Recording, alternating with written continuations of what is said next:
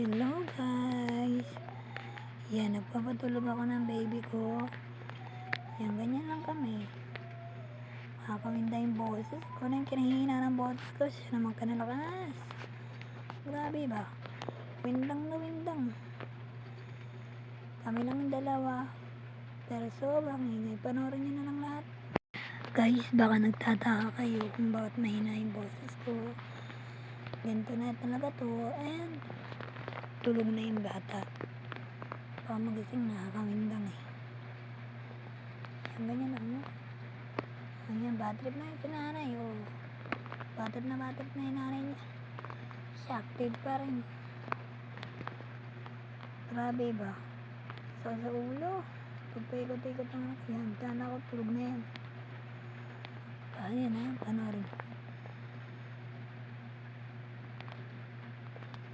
Sing! Kung babata pa gusto, nakaganyan. Si Dede, nakaganyan. Pwede ba yun?